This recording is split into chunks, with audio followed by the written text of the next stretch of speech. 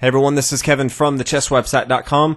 Today we're going to be going over one of my favorite parts in chess, very aggressive openings. So sit back, relax, and enjoy my list of the top 7 chess aggressive openings. Number 7 on the list, we have the Danish Gambit, one of the more common openings that you'll see. Pawn e4, pawn e5, and white just starts giving up material as fast as possible, starting with pawn to d4. After it takes, the pawn's just going to come up here to c3, allowing his opponent to continue to take that material. Again, his opponent doesn't have to, but the intent would be for this opponent to take. Bishop here to c4, not even worrying if black takes more material. If black does continue to take, bishop here to b2, all of a sudden white is down 2 pawns in material, but as you can see, he has a very aggressive setup. Both of his bishops are both eyeing down on this king side. Black has none of his pieces involved into the game. White has a fairly open lane for his queen to get involved. Both sides of the board in the middle very easily. Can get his knights very easily involved. Castle queen side or king side, depending on if he needs some safety or if he wants to be very aggressive. So Danish Gambit, definitely one of the openings that you'll get a lot of opportunities to play. So definitely makes my list of the best chess aggressive openings. Number 6 on our list is the Cochrane Gambit, definitely one of my favorites. After pawn to e4, pawn e5, knight here to f3, pretty common moves from both sides. If black tries the Petrov defense, which is not the most common, but you do see it every now and then, white's usually going to respond with knight to e5, followed by pawn to d6, kicking this knight back. The knight usually comes back here to f3, and then we see the knight take here on e4, and things continue. But this is kind of boring, and I like aggressive openings, so instead of white moving his knight back, in the Cochrane Gambit, he's actually going to play knight to f7. Now, he's going to be giving up his knight early on. Now, black pretty much needs to take this material, or else he's going to lose his queen or his rook, which seems extremely bad. So he needs to take this, but this is going to be completely fine. This is what white wants in this position. He's given up a knight and material, and in exchange, he has 2 pawns, and his opponent's king is wide open, and white can pretty much attack it the rest of the game. So there's a separate video on that, so I won't go into it, but definitely a fun, aggressive opening.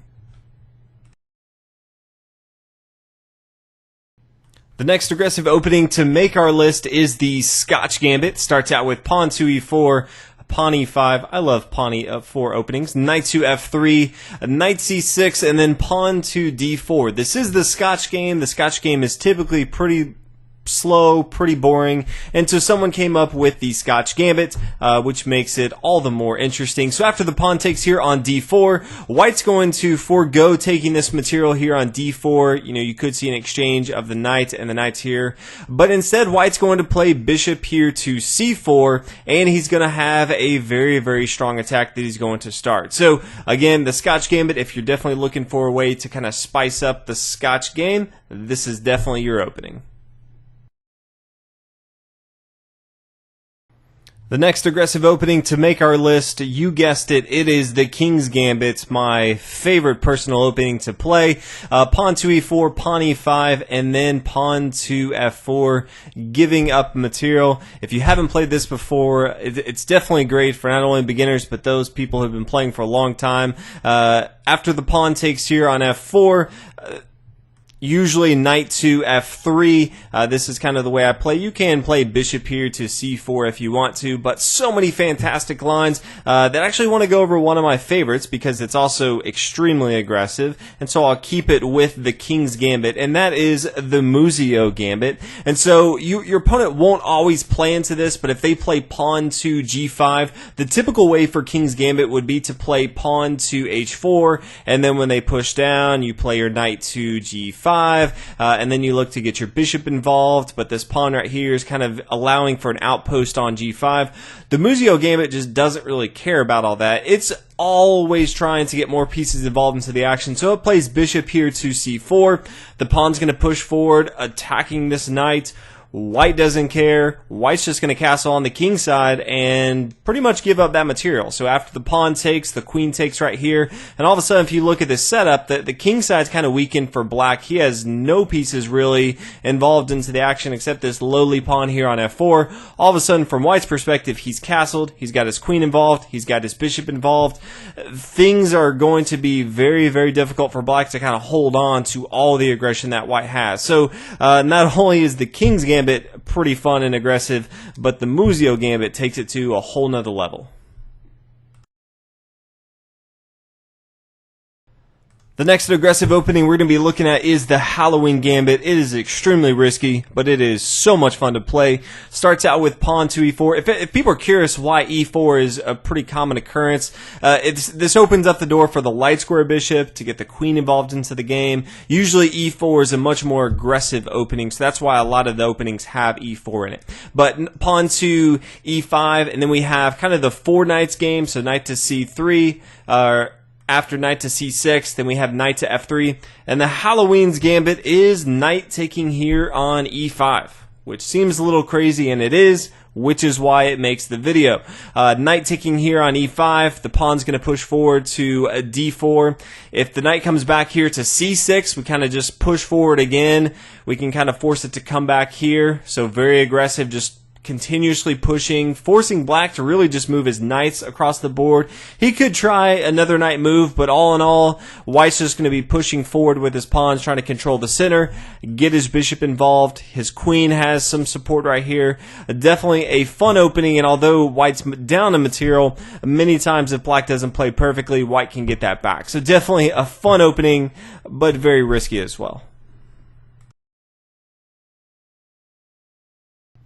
The next aggressive opening we're going to be looking at is our only opening from black's perspective, and it is the Latvian Gambit. I've been playing it more and more just because it's so much fun to see your opponent's face when you play it. They really think you have no clue what you're doing, and it's really fun to play. So pawn to e4, pawn e5, pretty common. Knight to f3, which you're going to see all the time, so you're going to have many, many opportunities to actually play the Latvian Gambit, and then you're going to play pawn to f5. Pretty crazy opening. There's a lot of different ways that White can respond to this, especially if they've never seen it. They may try something super crazy, so that's why there's another video specifically about that. But the Latvian Gambit is extremely aggressive, opening up the king side over here. There's a lot of different ways to bring the bishop here to c5 and actually give up material, even the rook or the queen if you want to, and just go ahead and attack this square here on f2. So a lot of different ways you can do this. But no matter how you slice it, the Latvian Gambit is definitely one of the best aggressive openings. Rounding out our list of best aggressive openings is the fried liver attack. It's just so much fun. I had to include it on the list.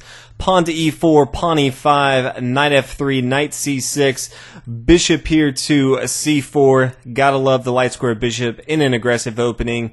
Knight to f6, all very, very common moves. White has many different ways he could play. He could play pretty passive with king castling on the king side. He could play pawn pushing forward, knight to c3. These are all fun, but these are all boring. And that's why we play the fried liver attack, and that's with knight here to g5, getting ready to play knight taking here on f7. Could also, if you really wanted to, play bishop here on f7. But all in all, White's looking to exchange material off the board, a lot of material, get that king here to f7, go ahead and get that queen involved into the game, attacking if he needs to, and just chase this king all over the board. If you haven't played it, I definitely recommend it. If you haven't watched the video, also recommend watching that. There's a lot more to this, so many different lines that both sides can go to, but all in all, it is a fantastic opening and definitely makes the top of the best chess aggressive lines that I have. So hopefully you guys enjoyed this video. If you have any more requests